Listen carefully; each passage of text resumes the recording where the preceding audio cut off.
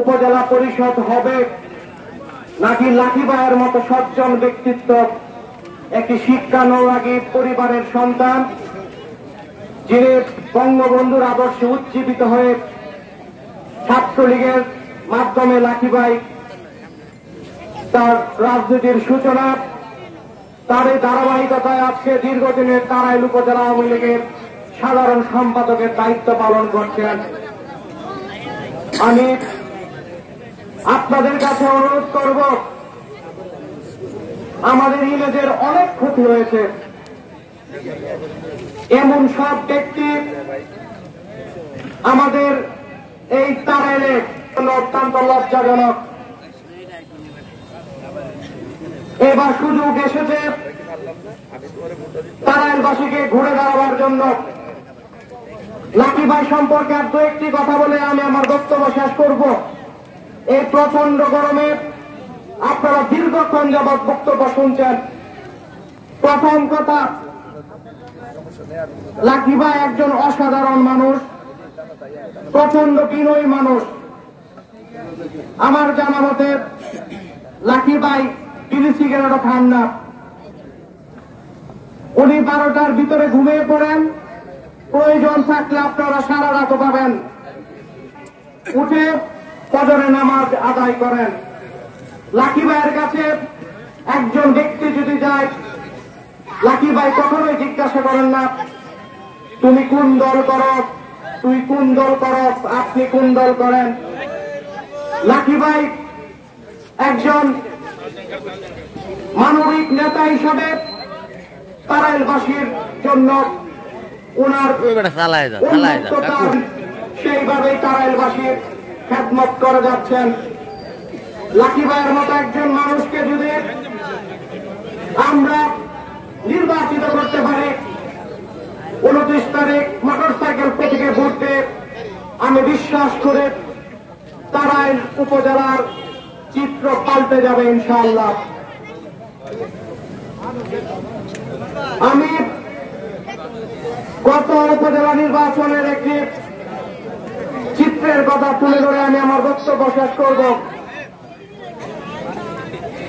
করিমগঞ্জ আওয়ামী লীগের প্রার্থী জনাব নাসিরুল ইসলাম আওলাদকে পরাজিত করার জন্য সর্বশক্তি নিয়োগ দেওয়া হয়েছিল।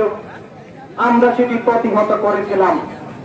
আপনারা নিশ্চিত থাকুন, এইবার তারাইল উপজেলায় ওনারা যতই সর্বশক্তি নিয়োগ দেন না কেন, 29 তারিখ বিজয়ের মালা আমরা লাঠিবাইয়ের গলায় পরাবই ইনশাআল্লাহ। আমার শেষ কথা, আমার পিতৃতুল্য মুরব্বীরা এখানে প্রচুর, আমি খুব আনন্দে আত্মহারা। 60 ঊর্ধ্ব আমার পিতার বয়সী অসংখ্য লোকজন এখানে আছেন। আপনাদের কাছে, সবার কাছে আমি একটি ওয়াদা চাইব, আপনারা দয়া করে হাত তুলে একটু দেখিয়ে দিন লাঠিবাইকে। এই মিডিয়ার যুগে সবাইকে দেখিয়ে দিন। আমরা ওয়াদা করছি, আমরা মোটর সাইকেল প্রতি 29 তারিখ ভোট দেব ইনশাআল্লাহ। লাঠিবাই আপনি এগিয়ে যান, আমরা আছি আপনার 29 তারিখ। জয় বাংলা, জয় বঙ্গবন্ধু। প্রচারণা সভা তাজেগা ইউনিয়ন আওয়ামী লীগের আয়োজনে আমি ভোট চাইব না আপনাদের কাছে। ভোট দেবেন কিনা সেটা আপনার ব্যক্তিগত অভিমত, তাকে ভোট দেবেন কিনা আমি কিছু কথা বলতে শুনবো। ভিক্ষে যদি কেউ চাইতে আসে ও দৃশ্যের বিড়ম্বনায় যদি তাকে ভিত্তি নাই দাও, কুকুর লিলিয়ে দিও না যেন। কবি কাজী নজরুল ইসলাম তার প্রিয় বন্ধু মুতাহার হোসেনকে তার একটা চিঠিতে লিখেছিলেন। কথাটা আমাকে বারবার আন্দোলিত করে। আমাদের তারাইল করিমগঞ্জের রাজনীতির ক্ষেত্রে আমরা বারবার আওয়ামী লীগের লোকজন বারবার নির্বাচিত করেছি আমাদের ভোট দিয়ে জাতীয় পার্টির লোককে। কি পেয়েছি আমরা? কিছুই পাইনি। বরং তাই বলে আমাদের ভোটে আমরা নির্বাচিত হয়েছি। আমাদেরকে ভোট বহুল বুঝিয়েছেন, লাঙ্গলের নৌকায় লাঙ্গল। কিন্তু আজকের দুঃখের সহিত বলতে হয়, আজকে 15 বছর যাবৎ আমরা স্বাধীনতার ফল ভোগ করতে পারি নাই। আমাদের ভোটে নির্বাচিত হয়ে আপনি আমাদের লোকদেরকে করুণা করেন, আমাদের লোকদের করুণা করেন। বন্টনের ক্ষেত্রে সুষম করেন, সুষম বন্টন আপনারা করেন না। বন্টনের ক্ষেত্রে যে আমার প্রধানমন্ত্রী জননেত্রী শেখ হাসিনা কিন্তু এইভাবে বন্টন করতে বলে নাই যে তোমার জাতীয় পার্টির আপনারা আওয়ামী লীগকে দিবা 2টা, এটা কিন্তু কখনো বলে নাই। কিন্তু আপনারা আজকের আওয়ামী লীগের নেতা কর্মী থেকে শুরু করে যারা আছেন তারা এই খবরটা আমার চেয়ে ভালো জানেন। এজন্যই বলছি আমরা সেই ভুলটা করবো কিনা বারবার। আর এখন সময় এসেছে সেই ভুল সূত্রে নেবার, ঠিক কিনা? আমাদের ঘরে কর্তৃত্ব করবে আরেকজন, এটা কখনো হতে পারে না। আমাদের দলের লোকজন থাকবে, আমাদের নিয়ন্ত্রণ করবে। আর একটু কথা বলি খুব ছোটখাটো।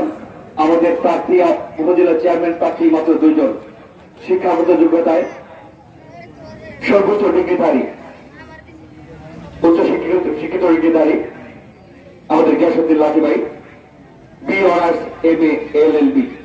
বাকিটা নাই বললাম, আপনারা খোঁজ নিয়ে দেখেন। আমি বললে বলবেন যে হয়তো সরকার কারণে মিথ্যা কথা বলি, হতে পারে এরকম। খুব শর্টকাট কথা বলি, ভোট দিবেন কিনা আপনার বিষয়, নিজের বিবেককে বিচার করবেন। আমাকে দেখান তার উপজেলা এরকম কোন ফ্যামিলি আছে কিনা যার 92 কাঠা বিভিন্ন মসজিদ মাদ্রাসা স্কুলে দান করেছে, খোঁজ নিয়ে দেখেন। আছে কি কেউ? 128 কাঠা, 128 কাঠা জমি মসজিদ বিভিন্ন মাদ্রাসায় দান করা, ওয়াকফ করে দেওয়া।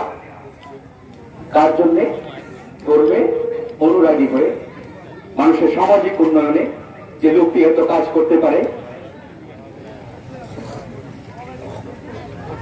যে মানুষকে এত ভালো কাজ করতে পারে, আর সে মানে পৈতৃক জন্মের পর থেকেই সে সম্পদের মালিক। আর একটা কথা বলি, এই যে কথা বলছিলাম ভোট দিবেন কিনা আপনার সেই কথা আছে, একটা কথা আমি শেষ করে দিব। মুসলমান এখানে অনেক আছে, মুসলমান কিন্তু অনেক ধর্মাবলী ভাইরা আছেন। মুসলমানদের ক্ষেত্রে পূজা করা কি শিরক? শিরক ঠিক কিনা জানি না, শিরক। কিন্তু সেই পূজা যে করে শিরকারীকে আল্লাহ কখনো ক্ষমা করবেন না। করবেন কি আপনারা জানেন তো? সবাই জানেন, সহজের কাজ শিরকে গুনাহ। এখন মূর্তি পূজা, অগ্নি পূজা, চেয়ারকে যে পূজা করে এটা শিরক। আপনি ওই শিরককারী ব্যক্তিকে আপনি ভোট দেবেন, আপনিও কিন্তু শিরকের সামিল। আনন্দলি আমার তো দায়িত্ব নাই, আনন্দলি আমার সাথে বসেন। এই জন্য বলি ভালো লোককে, যোগ্য লোককে একটা ভোট আমরা আশা করতেই পারি আপনার কাছে। আর আওয়ামী লীগের লোকজন আরো অন্যান্য ভাইরা আমার এখানে আছেন, আওয়ামী লীগের লোকজন কথা বলি, 15 বছর যাবৎ স্বাধীনতার সুখ থেকে বঞ্চিত, তারা দল ছেড়ে চলে যায় নাই। আজকে তাই প্রমাণ করে আজকে তারা দল ছেড়ে চলে যায় নাই। তারা অনেক পরিশ্রম করেছে দলের জন্য, নিজেকে কোরবান দিয়ে দিয়েছে বঙ্গবন্ধুর জন্য, দলের জন্য। এরা কিন্তু ভোগের রাজনীতি করে না। সবাইকে অসংখ্য ধন্যবাদ। অনেক কষ্ট করে এই গরমে 29 তারিখ শুধু আপনার ভোটটা না আরেকজনকে বোঝাবেন যে ভোট দেওয়ার জন্য। ধন্যবাদ সবাইকে। আসসালামু আলাইকুম।